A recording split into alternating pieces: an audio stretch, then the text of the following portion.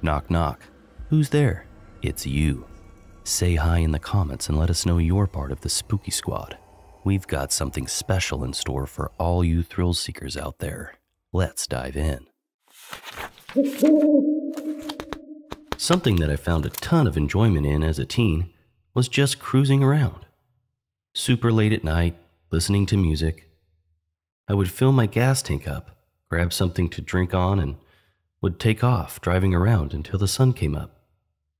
It was a way for me to just clear my mind and relax. Those country back roads were always fun to drive down at 2 a.m., and was also just the right amount of spooky. Well, that particular night, I got much more than I had bargained for. I can't remember what month it was exactly, but I know for a fact it was in the summertime, because I was out of school, and I also remember it being a comfortable, chill night. So, if I was to guess, it was just around July or August. I was cruising around like I always did, and was completely worry-free. I had music blaring, and I was in my zone. I decided to head down to a park, just out of boredom. This particular park is at the very end of a long stretch of desolate country road, but it is a really pretty drive because of that. When I say desolate country road, I don't mean that it's some dirt road that goes through the woods or anything crazy like that. It is a normal paved road, but there's really nothing on it after a certain point. The entire road takes about 20 minutes to drive down to get to the park, and after about 10 minutes into the drive, the houses start to get spread out further and further to becoming no houses and just the road leading into the park.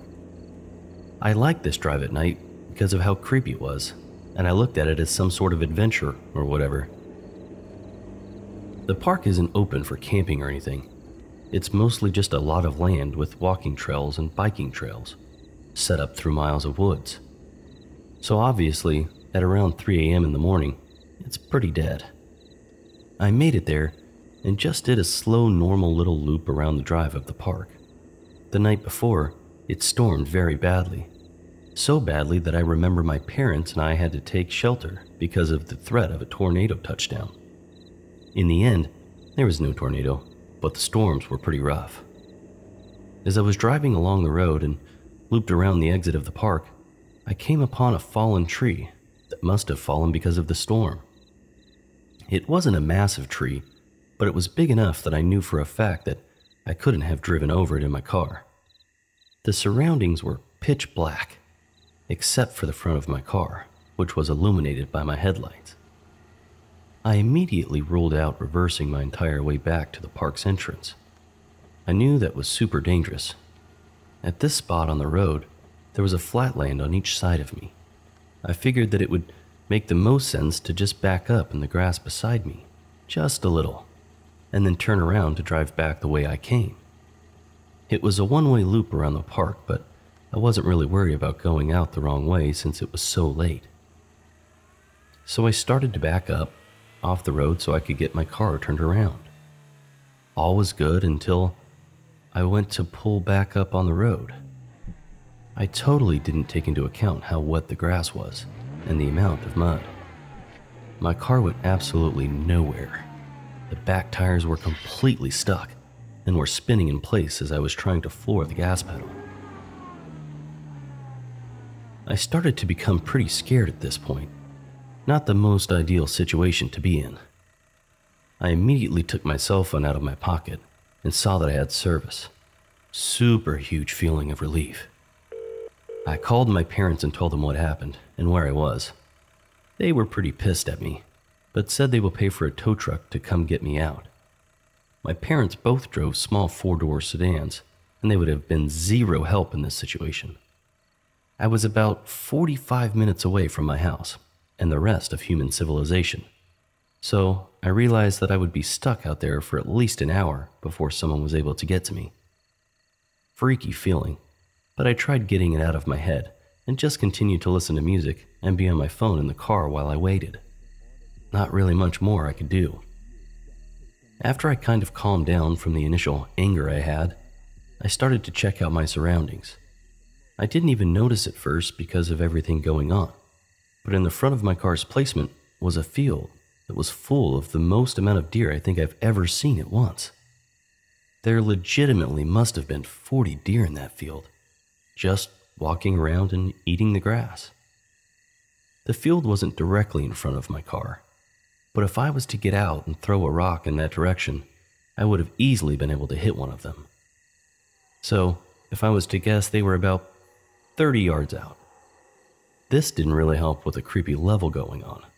Looking out in front of your car and seeing 80 eye reflections staring back at you is a bit of an alarming feeling overall, but I was relieved it was just a field of deer.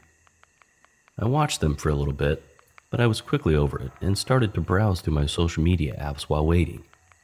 They seemed to have been over it quicker than I was, because they all went back to walking around and eating once they figured out that I wasn't going to attack them or anything. After browsing my phone for about 15 minutes, I finally get a call back from my parents, letting me know that a tow truck guy is on the way, and about an hour and a half out from my location. Still to this day, I remember hearing that and having the thought, "You have got to be effing kidding me." I understood that I was the only reason I was in this situation, so I couldn't be mad at anyone else. But that wasn't what I wanted to hear at that moment. I decided that the smartest thing for me to do was to ensure that all my doors were locked, lay back in my seat, and take a nap to pass the time quickly. So that's what I did. So I woke up about 45 minutes later to the feeling of being watched. I'm not sure if anyone has ever experienced that feeling before because I don't know how common it is, but there was a sixth sense alarm going off in my head, telling me that I need to wake up.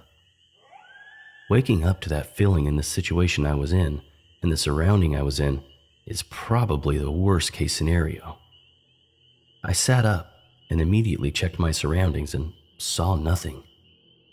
I looked through my car very quickly for any sort of weapon and found a pocket knife. I was very scared. Even though I saw and heard absolutely nothing, that feeling was terrifying. I noticed that the field of deer in front of me was still full of deer. I don't know anything about the animal, but I guess I always just assume they don't hang out in the same place for long. Not sure why I thought that, but I was surprised to see them nonetheless. I called my parents again to check if they had received any updates from the tow truck guy. However, I decided not to mention the eerie feeling I had because I didn't want to worry them. Also, I knew that it was just a feeling without anything to support it, and I was generally spooked out. The tow truck guy hadn't provided any updates, so we assumed that everything was still the same on his end. The call lasted only a few minutes because I felt terrible. They both had to wake up for work in a few hours, had to spend a random $100+ for the tow truck, and on top of that, they were worried about me. I could tell that they were annoyed with the situation, but also concerned. I promised them that I would inform them as soon as the tow truck guy arrived, and said sorry. We hung up, and I looked up from my phone and immediately went from 0 to 100 in panic mode. The deer in front of me were all completely perked up, staring in the same direction right of them. Let me remind you that there are around 40 deer in this field.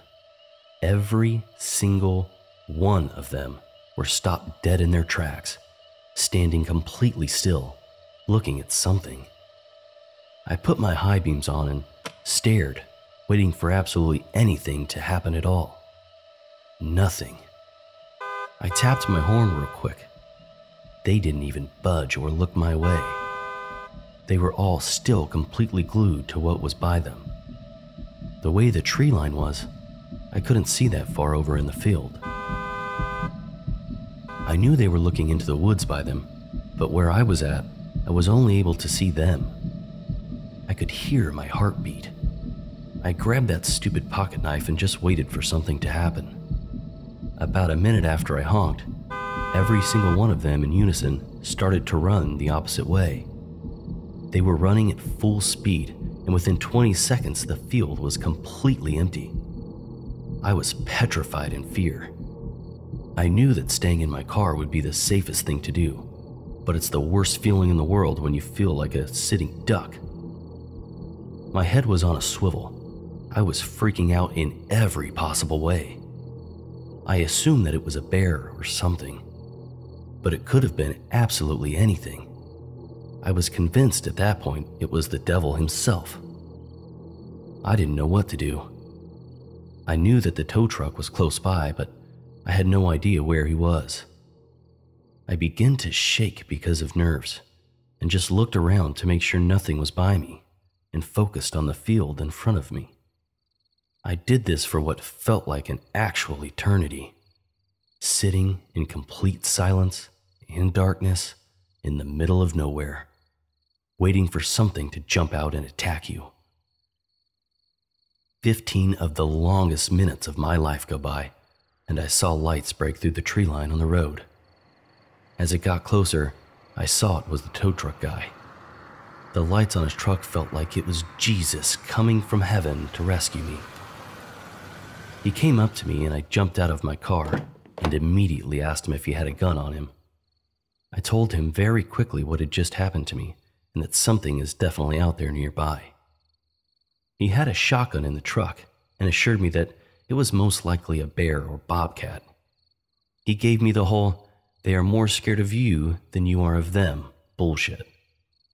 The tree was small enough for him to sort of bulldoze it out of the way with his truck, and then he attached my car to his and pulled me out of the spot I was stuck in. He was very nonchalant about what I just experienced, but I was pretty badly shaken up from it.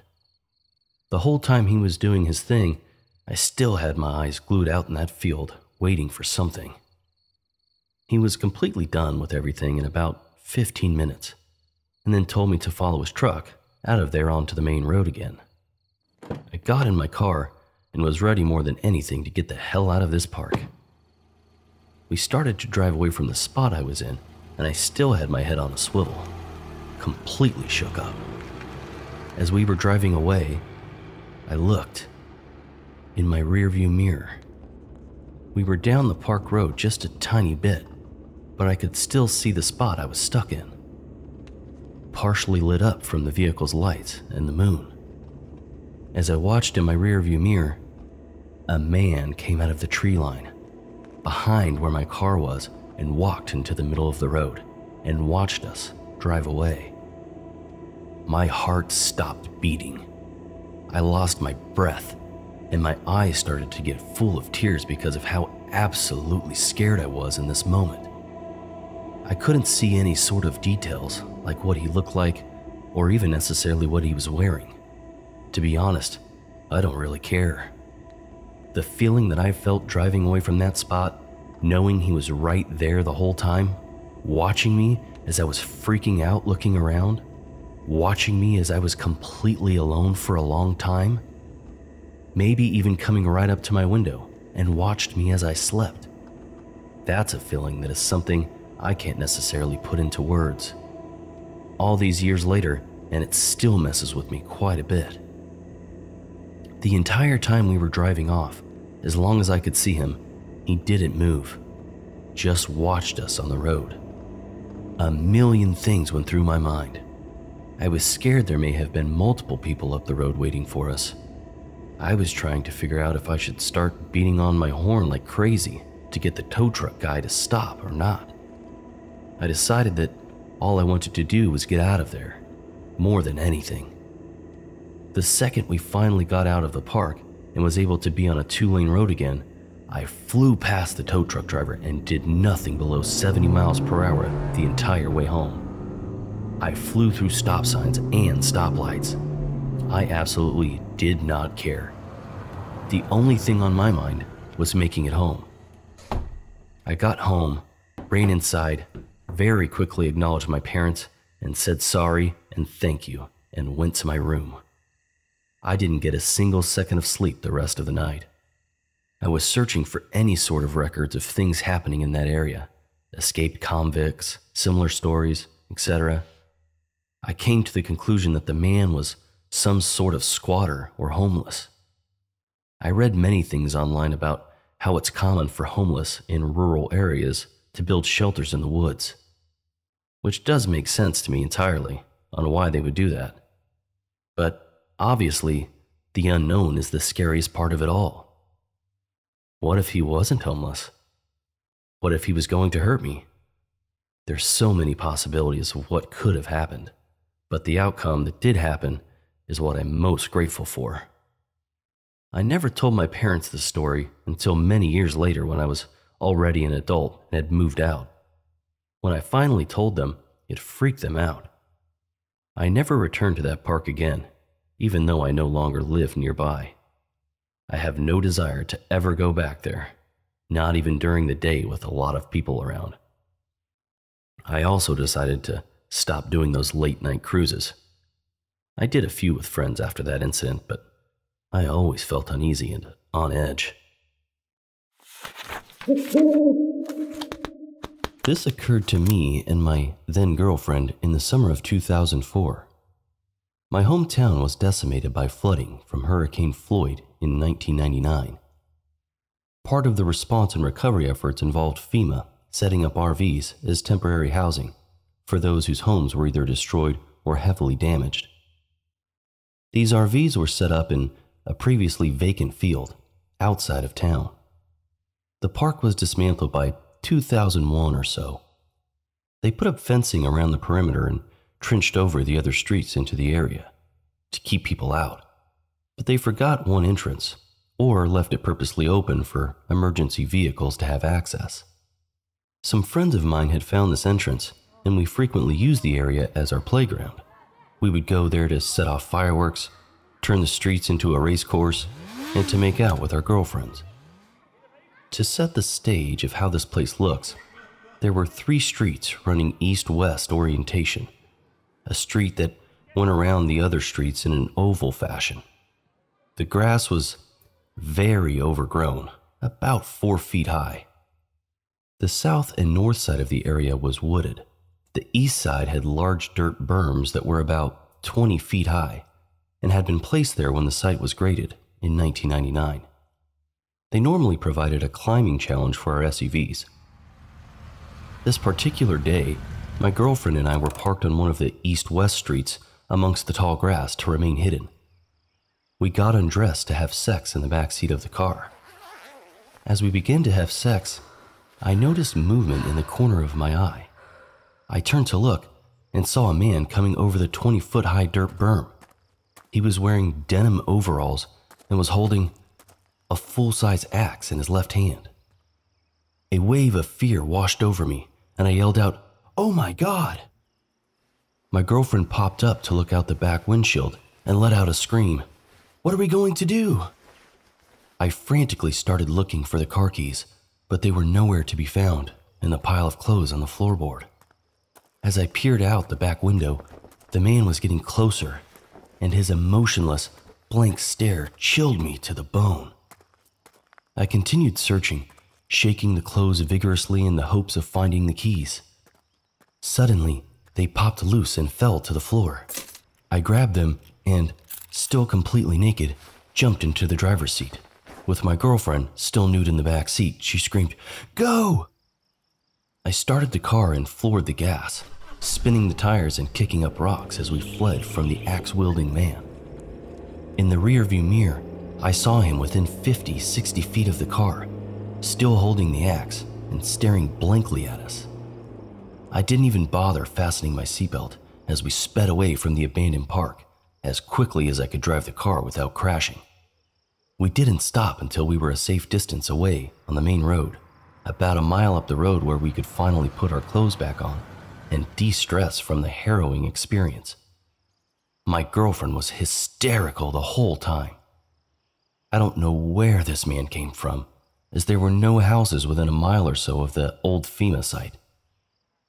He seemingly came out of nowhere. I also did not see any other cars at the site, as I had done a lap around the park before we chose our spot to park. I'm not sure what his intentions were, as he never said anything to us, and I know he saw us panicking in the car. Whatever his intentions were, I know they weren't good. The look on his face and the axe in his hand made that abundantly clear.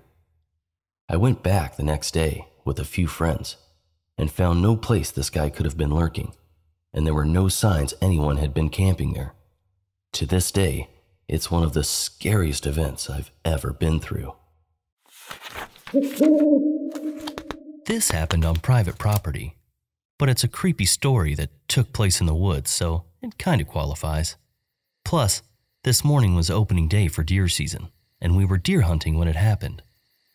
My cousin owns land in western Wisconsin, where there's lots of hills and lots of deer. It's a tradition for all of us to hunt on his property. My dad, cousin, and all their friends pitched in to build a hunting shack on the property and put up tree stands. We hunt on a schedule, so none of us hunt in the same area at the same time, both for our safety and in hopes of getting a deer. My dad and I took an ATV and headed up a hillside. The sun wasn't quite up yet, and we wanted to get set for sunrise. We marked which hill we were going up on the schedule inside the hunting shack. Nobody else was there yet, but we marked it anyways in case my cousin and his daughter showed up. We waited until about 9 a.m. and didn't see a thing, not even as much as a squirrel. We decided to go get some coffee to warm up and then head back out. I followed my dad down the path back to the ATV, and we'd stop every so often to listen for deer. The only noises I heard were my footsteps and my dad's. About halfway to the ATV, I heard something. It only happened when my dad and I walked.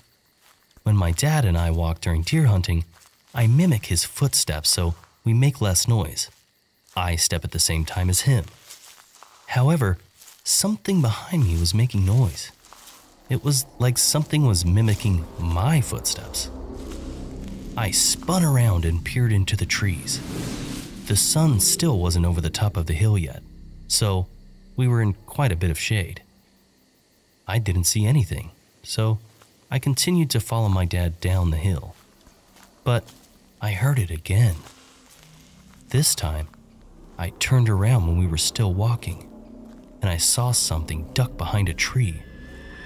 A pale face poked out from about 30 yards up the hill and hid behind the tree again. It poked out again, and this time, stayed staring down at us. I stopped and hit my dad's shoulder. He turned and saw it too. "Get to the four-wheeler," he whispered, and I didn't hesitate.